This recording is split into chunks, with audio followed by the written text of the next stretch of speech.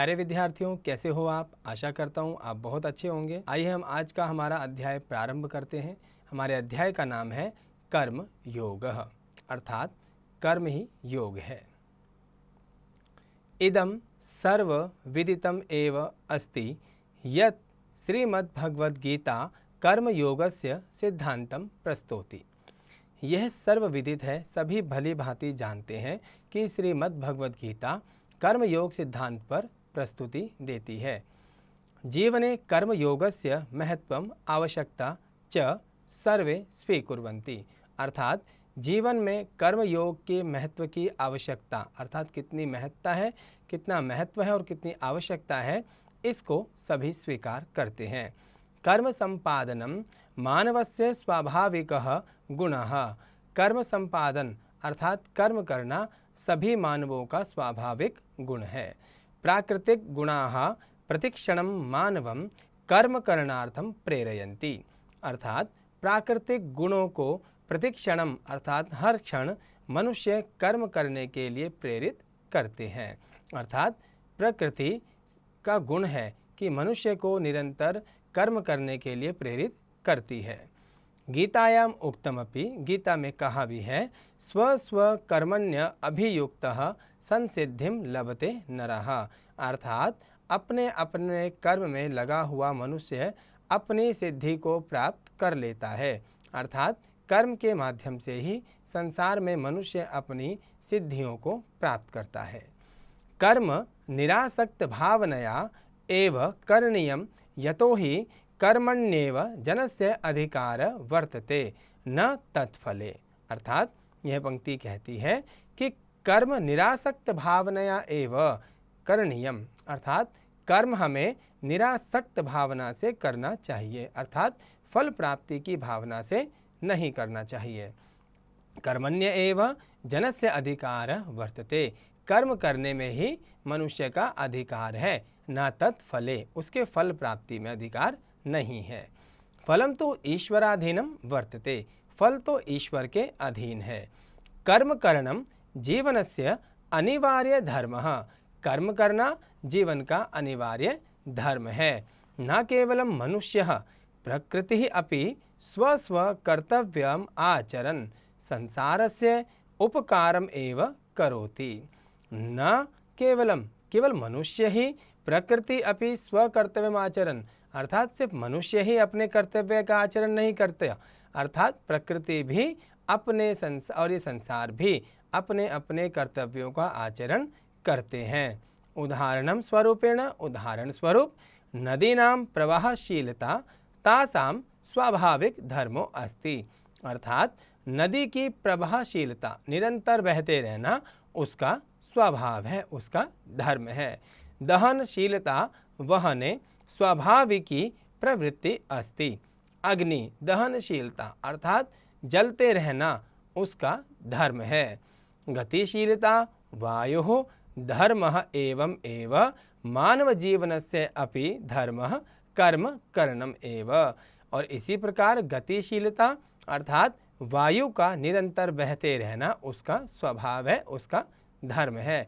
ऐसे ही मनुष्य का भी धर्म है निरंतर कर्म करते रहना।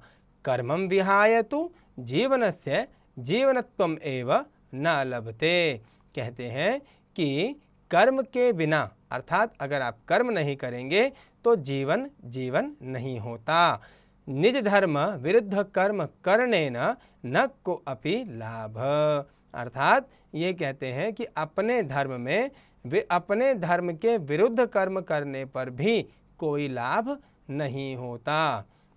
धर्मः अर्थः कामः मोक्षः इति पुरुषार्थ चतुष्टयम, अर्थात पुरुषार्थ चतुष्टय, चार पुरुषार्थ कहे गए हैं, धर्म अर्थ काम मोक्ष। पुरुषार्थानां संसिद्धये कर्मणः आवश्यकता प्रतिपदम अनुभूयते, कहते हैं कि पुरुषार्थन के लिए, पुरुषार्थ की संसिद्धि के लिए कर्म की आवश्यकता की अनुभूति होती है। यदि हमें पुरुषार्थ करेंगे तो हमें कर्म करना ही पड़ेगा। कर्मणा एव अनासक्त विधय मुनय जीवने साफल्यम अर्जयन्ति, अर्थात कर्म के द्वारा ही अनासक्त विद्या मुनय जीवने साफल्यम अर्जयन्ति। मुनि लोग अपने जीवन में सफलता अर्जित करते हैं। श्रीमद् भगवद गीता अनुसारम मानव लोकोयम कर्म भूमिरेव, अर्थात श्रीमद् भगवद गीता के अनुसार यह मानव लोक कर्म से जुड़ा हुआ है, अर्थात कर्म भूमि है। न अत्र कर्मणः त्याग संभव, यहाँ पर कर्म का त्याग संभव नहीं है, कर्म हमें करना ही पड़ेगा। कर्म संन्यासिनो अपि कर्मणा न सर्वथा विमुक्त, अर्थात कर्म संन्यासिनो अपि कर्मणा, या कहते हैं कि जो सन्यासी है उनका भी कर्म है कर्म करना, वह भी उससे विमुक्त नहीं है। श्री कृष्णो अपि स्वयमेव मन्यन्ते यत् अद्य अयम कर्म न कुर्युः तर्हि अखिलो अयम संसारः विध्वंसते। श्री कृष्ण स्वयं इस बात को कहते हैं और मानते हैं कि अगर वह कर्म ना करें तो संपूर्ण संसार का विध्वंस अर्थात नाश हो जाएगा। एवं च अह वर्ण संकरादि सामाजिक विशृंखलतायाः कारणम भविष्यामि, और वे कहते हैं इस प्रकार फिर मैं वर्ण संकरता की विफलता का कारण हो जाऊंगा।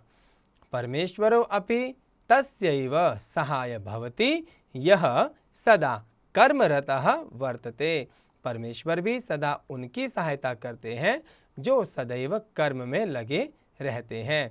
यह कर्म न करोति सह अकर्मण्यः जनः उच्यते, जो व्यक्ति कर्म नहीं करता उसको अकर्मण्य व्यक्ति कहा जाता है, अर्थात कर्म से विहीन व्यक्ति कहा जाता है। कर्मण्येव मानवस्य महत्वम, कर्म करने में ही मानव की महत्ता है। आलस्यम मानवम शिथिली करोति, आलस्य मनुष्य को शिथिल बनाता है अर्थात कमजोर बनाता है। अनेन शरीर इंद्रियाणां पतनम एव संभवम न अन्यत किंचित, इससे शरीर की इंद्रियों का पतन होता है और कुछ नहीं होता, अर्थात यदि आप कर्म नहीं करते तो आपकी इंद्रियों का पतन होना निश्चित है। कहा भी गया है आलस्यम ही मनुष्याणाम शरीरस्थ महान रिपो नास्ते उद्यम समो बंधु यम कृत्वा न अवसीदते। श्लोक कहता है आलस्यम ही मनुष्याणाम शरीरस्थ महान रिपु, अर्थात आलस्य ही इस मनुष्य के शरीर में सबसे बड़ा शत्रु है। न अस्ति उद्यम समो बंधु, अर्थात परिश्रम के अलावा दूसरा कोई बंधु नहीं है।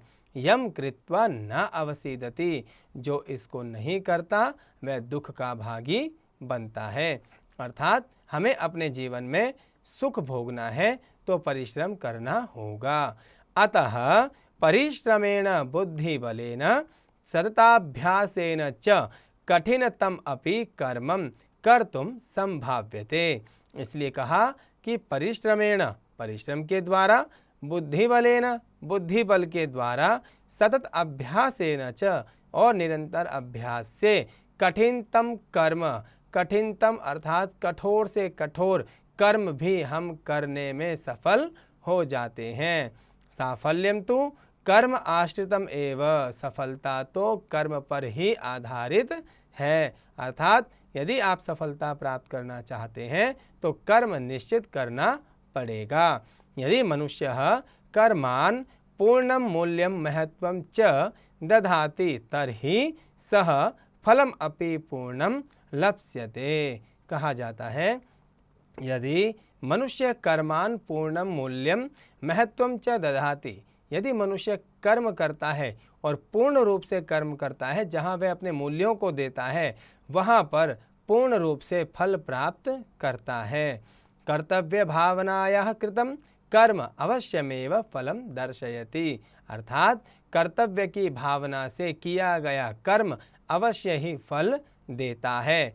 फलासक्ति भावनायाः कदापि कर्म न कर्तव्यम, फल की इच्छा से कभी भी कर्म नहीं करना चाहिए।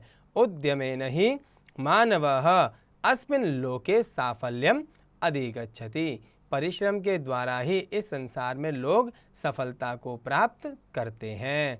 कर्म संसार पारावरस्य संतरण साधनम, अर्थात कर्म इस संसार से पार जाने का, अर्थात कर्म इस संसार से स्वर्ग जाने का साधन है। लघुतमा प्राणी पिपीलिका अपि स्वकर्म कुर्वन् सततम स्वलक्ष्यम च आपनोति, अर्थात कहते हैं लघुतमा प्राणी, एक छोटी सी चींटी भी अपने कर्म को निरंतर करती रहती है और अपने लक्ष्य को प्राप्त करती है। कथितंच, और कहा भी गया है, गच्छन्ति पिपीलिका याति योजनानां शतान्यपि अगच्छन् वेनतेयो अपि पदम एकम न गच्छति। कहते हैं कि गच्छन्ति पिपीलिको याति, अर्थात जाती हुई चींटी जो निरंतर चल रही है, योजनानां शतान्यपि, वो 100 कोस तक चल देती है, 100 कदम बढ़ा देती है। गच्छन् वेनतेयो अपि पदम एकम न गच्छति, और कहते हैं जाता हुआ जो वेनतेय है वह एक पद भी आगे नहीं बढ़ाता। इसीलिए हमें चींटी से सीखना चाहिए कि हम अपने जीवन में सफलता प्राप्त करना चाहते हैं तो निरंतर हम चलते रहें, अर्थात अपना कर्म करते रहें। कर्माणि एव मानवस्य महत्वं प्रतीयते, कर्म ही मनुष्य के महत्व को दिखाता है। तस्य व्यक्तित्वं च परिचीयते, और उसके व्यक्तित्व को दर्शाता है।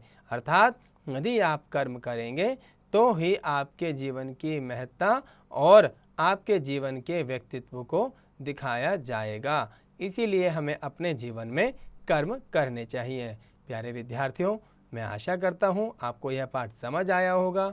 आप भी कर्म की महत्ता को जानकर निरंतर कर्म करते रहने की आप इच्छा करते रहें, फल प्राप्ति की इच्छा ना करें। फल आपको अवश्य मिलेगा, सिर्फ कर्म आप सख्त भावना से करते रहिए। मैं आशा करता हूँ कि आपको यह पाठ समझ आया होगा। आप भी अपने स्तर पर इस पाठ का हिंदी अनुवाद अवश्य कीजिएगा।